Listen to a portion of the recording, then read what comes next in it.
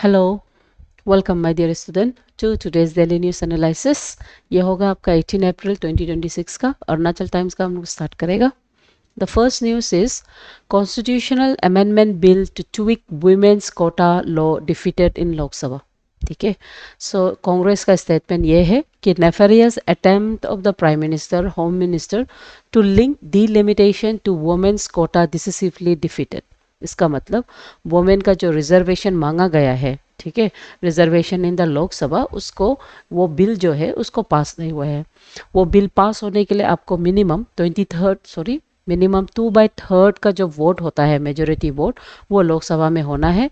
और अनफॉर्चुनेटली सिर्फ 293 मेंबर्स उसके सपोर्ट में वोट किया है और 230 जो एमपी से इसको वोटेड आउट अगेंस्ट किया है। और कुछ लॉ पास करने के लिए 2/3 मेजोरिटी में आपको करीब 352 वोट्स मिलना है। 2/3 मेजोरिटी में अगर आपको कोई बिल को लॉ बनाना है, ठीक है। सो अनफॉर्चुनेटली ये पास नहीं हुआ है। डन। सो ये जो बिल है इसमें 33 reservation for the women in the legislative starting जो 2029 में जो इलेक्शन आने वाला है उसके लिए ये बिल को प्रपोज किया गया था कि number of Lok Sabha seat women का जो रिजर्वेशन है उसको इंक्लूड करके 543 से उसको 850 बनाया जाए। ठीक है, सो अनफॉर्चुनेटली ये नहीं हुआ है। ये बिल का जो रिजल्ट यानी कि 2/3 जो मेजोरिटी वोट ऑब्टेन नहीं हुए हैं। डन। सो ये बिल को अंदर कॉन्स्टिट्यूशनल आर्टिकल 368, जिसको हम लोग कॉन्स्टिट्यूशनल अमेंडमेंट बिल बोलता है, उसके अंदर में इसको पास किया गया था ताकि स्पेशल मेजोरिटी ऑब्टेन करे, लेकिन वो 352 वोट सिक्योर करने में फेल हो गया है। डन। सो ये वुमेन्स रिजर्वेशन है क्या?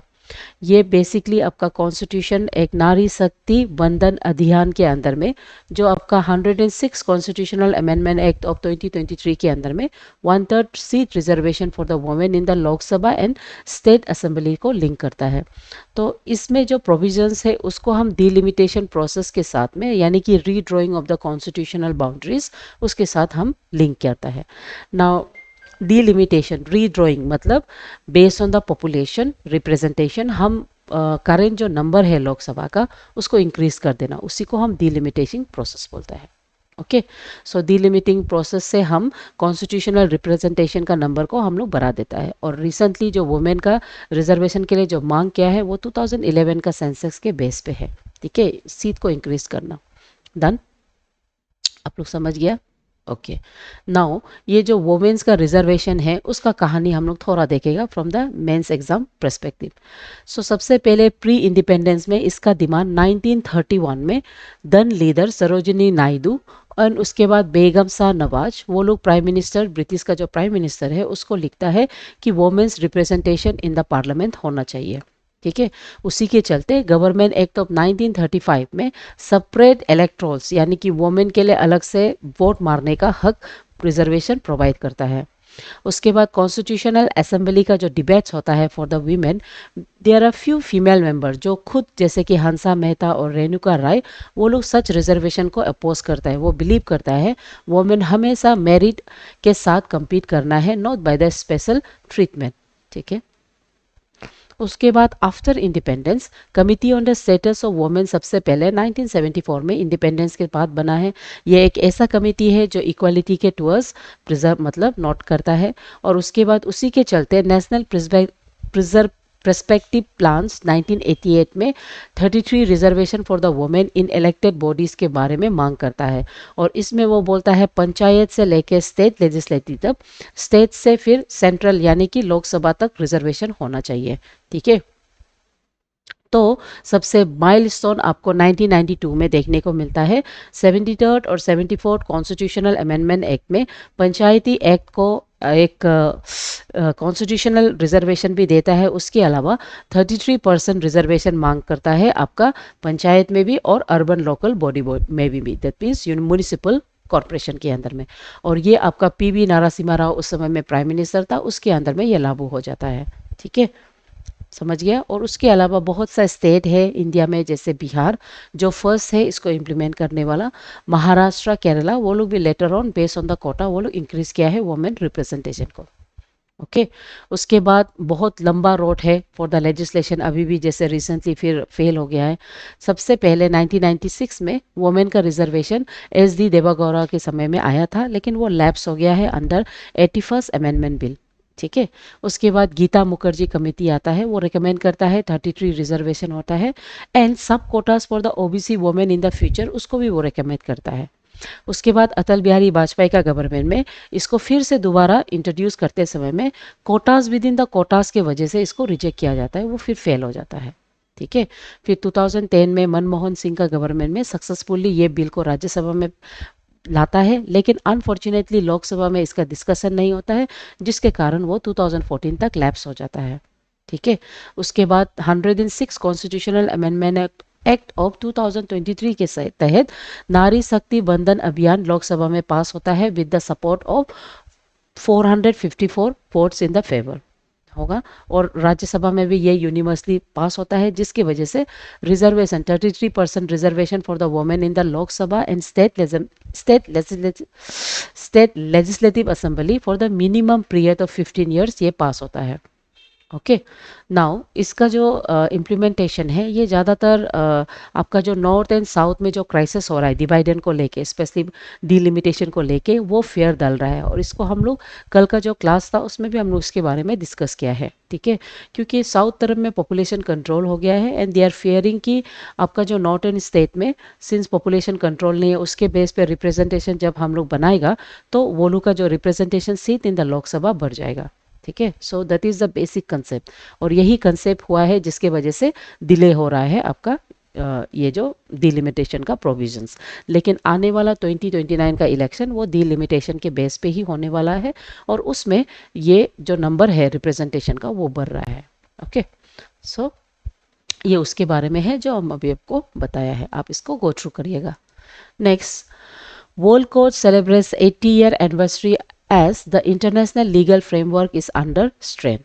Now, इंडिया नहीं, पूरा national wide 80th anniversary of international court of justice, जिसको हम लोग वर्ल्ड कोर्ट बोलता है, जो आपका कैपिटल जिसका जो हेड क्वार्टर है वो हैग स्विट्जरलैंड में है, उसका 80 इयर्स को वो सेलिब्रेट कर रहा है, जिसमें UN secretary general Antonio Guterres इसके बारे में वो बताया है। वो बोला है कि इंटरनेशनल कोर्ट ऑफ जस्टिस अभी currently one of the busiest ever court माना जा रहा है because of the high stake cases like Gaza conflict, war in the Ukraine and climatic change. ठीक है, होगा। तो एग्जाम का फॉर्मेट में ये याद रखो कब फॉर्म हुआ है, इन द ईयर 1945 में इसको फॉर्म हुआ है, और ये बहुत ही important judicial organ of United Nations है। ओके। और ये कहाँ लोकेटेड है, ये peace palace in the Hague Switzerland, हम बोला था वेरी सॉरी, नेदरलैंड में ये प्रेजेंट है। इसमें करीब 15 जजेस है, ऑफ विच जो 9 इयर्स उसका टर्म्स होता है। तो एग्जाम में कभी कभी इसका टर्म पूछा जाता है, कितना जजेस है, कब और कहाँ। डन। ओके। सो उसका काम क्या है, एनी लीगल डिस्प्यूट्स उसको वो सॉर्ट आउट करता है, वो एडवाइजरी देता है for the union, and around 193 UN members वो लोग इसका मेंबरशिप के अंदर में आ जाता है इंटरनेशनल कोर्ट ऑफ जस्टिस के अंदर में। ओके। सो करेंटली वो बिजिएस्ट इन द हिस्ट्री माना जा रहा है, क्योंकि वो क्लाइमेट इश्यूज से और जियोपॉलिटिकल जो कॉन्फ्लिक्ट है वो इश्यू से वो टैकल कर रहा है। ठीक है। Next, Strait of Hormuz completely open for all commercial vessels Iran. So Iran on Friday वो अनाउंस करता है कि फॉर द 10 डेज आपका जो स्ट्रीट ऑफ हॉर्मूज है उसको ऑल कमर्शियल व्हीकल्स को वो पास करने दे रहा है। ठीक है, रिमेंबर ये मैप को याद करो, ईरान स्ट्रीट ऑफ हॉर्मूज जो कनेक्ट करता है आपका पर्शियन गल्फ को एंड गल्फ ऑफ ओमान, और इससे थोड़ा आगे जाने से आपको हमारा अरेबियन सी दिखाई देगा। ओके। सो ये आर्टिकल में 10 डेज ओपन कर रहा है, और ये basically between the cease fire जो आपका लिबानन और इसराइल के बीच में जो सीज फायर है उसके चलते इसको ओपन किया है। तो Iranian foreign minister Abbas Araghchi ये स्टेटमेंट को दिया है, और वो बोला है all the commercial vehicles they will be pass through this street during this 10 days का सीज फायर का। ठीक है। सो इसको बोथ यूएस प्रेसिडेंट और Indian government as a welcome news and as a importance of the freedom of navigation के तौर पे वो लोग देखा है एज ए गुडविल एक्शन के अंदर में। ठीक है। तो एग्जाम पर्सपेक्टिव में ये एक जियो पोलिटिकल इंपॉर्टेंस के अंदर में आ जाता है, चेक पॉइंट बनता है। जैसे आपको पता है इस साइड में आपका गल्फ लुक रहता है, यहाँ पे इफ़ यू सी इंडिया का मैप, यहाँ पे इंडिया का अरेबियन सी, ठीक है। यहाँ से बहुत सा मेजर पोर्ट्स लोग पास करता है और यहाँ से इवन चाइना का भी आता है, ठीक है ना। तो इंडिया के लिए ये ओपन होना बहुत ज़रूरी है क्योंकि इंडिया का massive crude oil and LPG from the gulfian from the Persian gulf उससे वो आ जाता है और इसका ओपन होना इंडिया के लिए बहुत अच्छा है, ठीक है ना। उसके बाद इंटरनेशनल लॉ के अंदर में जैसे United Nation convention on the law of the sea, जिसको हम अनक्लोज बोलता है, ये बोलता है कि इट्स नेसेसरी कि ये जो नेविगेट यानी कि ट्रांसिट पासेज है इट शुड बी अलाउड, है ना। नेविगेशन के लिए इसको गुडविल के अंदर में अलाउ करना चाहिए ताकि commercially many of the Nations वहाँ से कनेक्ट है टू द सेंट्रल एशिया, वो ओपन हो सकता है। डन। ओके, सो इकोनॉमिक इम्पैक्ट इनफैक्ट सब नेशंस में आपको दिखाई दे रहा है because of this on going war. And उसके अलावा मैप का प्रैक्टिस से आप इसको लोकेट करो जो आपको अभी हम दिखाया है, ठीक है। सो इसमें कौन कौन सा इंपॉर्टेंट चेक पॉइंट्स है वो आपको याद करो। स्ट्रीट ऑफ मलाक्का जो इंडियन ओशन और साउथ चाइना सी को कनेक्ट करता है, स्विस कैनल जो मेडिटेरियन और रेड सी को कनेक्ट करता है, बॉब एल मैंडिब गल्फ और इंडियन ओशन, उसके बाद Panama Atlantic and Pacific Ocean, तुर्की स्ट्रीट ये आपका बॉस्पोरस एंड दार्डेनेल्स को कनेक्ट करता है यानी कि ब्लैक सी टू मेडिटेरियन। तो एग्जाम में ये इसका नाम और ये किसको कनेक्ट करता है ये पूछा जाता है। Okay, please study. उसके बाद impact of illegal search charging on Arunachal tourism and citizen, ये जो आर्टिकल है ये आपका बोडक योमगाम लिखा है। वो बेसिकली इलीगल सर्च चार्जिंग यानी कि टैक्स ऊपर द टैक्स जो अरुणाचल का दुकान वाला लोग रख रहा है और उसके वजह से अरुणाचल में नेगेटिव टूरिज्म का इम्पैक्ट पड़ सकता है, उसके बारे में है, ठीक है। जैसे अरुणाचल में बहुत सा प्री पैक फूड आता है जैसे कोल्ड ड्रिंक्स, मिल्क, है ना। तो उसमें ज़्यादातर पैसे, जैसे फॉर एग्जांपल हम मिल्क का एग्जांपल ले रहे हैं, मिल्क में आप देखेगा 14.5, ठीक है। छोटा वाला जो मिल्क होता है वो 14 पॉइंट लिक्विड दूध 14.5 होता है, लेकिन उसको मैक्सिमम मार्केट में यानी कि दुकान में कैसे चार्ज करता है, लोकल शॉप में दे आर चार्जिंग इट आज 20 रुपीज़, यानी कि एक्स्ट्रा जो 6 रुपीज़ का जो चार्ज कर रहा है वो बोल रहा है कि वो उसका ट्रांसपोर्टेशन है। और दूसरा वो लोग का रीज़न क्या होता है, चेंजेस नहीं होता है, ठीक है। तो इसमें एक सर चार्जिंग यानी कि चार्जिंग ऊपर टैक्स ऊपर द टैक्स हो रहा है और ये इलीगल माना जाता है।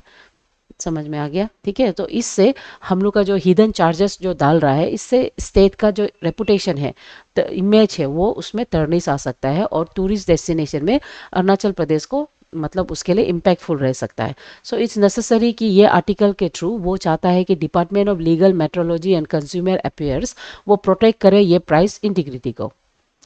ओके, सो लीगल फ्रेमवर्क क्या क्या आता है इसके अंदर में, लीगल मेट्रोलॉजी एक्ट ऑफ 2009 आता है जिसमें स्पेसिफिकली सेक्शन 36(2) में बोला है कि आपको एमआरपी से ना बिलो, एमआरपी से मतलब एबाव आप कभी भी कुछ सामान को बिक्री नहीं कर सकता है और वो फनिसेबल ऑफेंस है।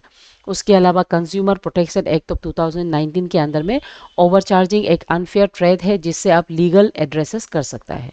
और legal metrology package act rule of 2011 में आपको करेक्ट डिक्लेरेशन करना है जो एमआरपी में लिखा है, नहीं तो you are liable for punishment and cancellation of your trading licence, ठीक है।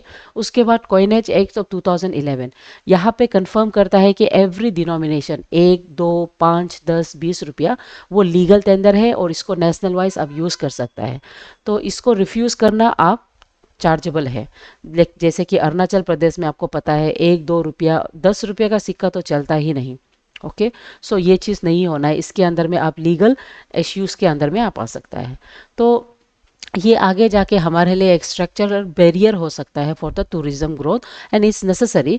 अरुणाचल में जो ब्रांड अरुणाचल का जो हॉस्पिटलिटी का इमेज है वो डैमेज हो सकता है। सो एडमिनिस्ट्रेटिव का इंटरवेंशन बहुत ज़रूरी है एंड मार्केट डिसिप्लिन होना ज़रूरी है। Done. Next, the MCQ question. The Constitutional Bill 2026, which was recently defeated in the Lok Sabha, required what type of majority for its passes? So, इसमें आपको स्पेशल मेजोरिटी जिसको हम 2/3 मेजोरिटी बोलता है वो ज़रूरी था। Done. उसके बाद which international organisation celebrated its 80 anniversary in April as of now, ठीक है। तो वो है इंटरनेशनल कोर्ट ऑफ जस्टिस होगा, तो वो इंटरनेशनल कोर्ट ऑफ जस्टिस है। यहाँ पे यूनाइटेड नेशन लिखा है, वेरी सॉरी ये गलत है। ओके, सी अभी अभी हम लोग देखा है इसके बारे में।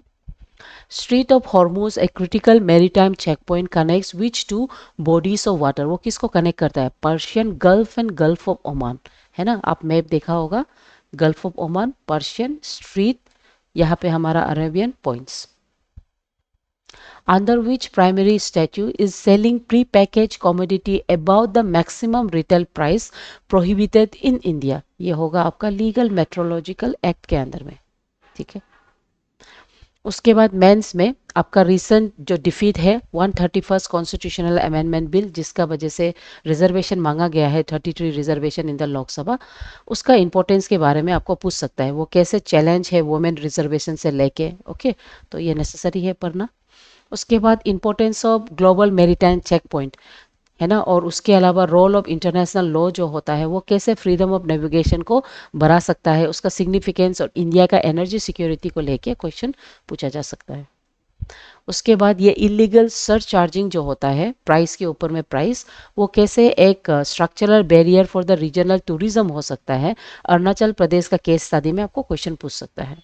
ठीक है, उसके बाद thought of the day, setting goal is the first step in turning the invisible into visible, Tony Robbins. Done. So with this thought keep studying and keep following the news. ठीक है, thank you my dear student.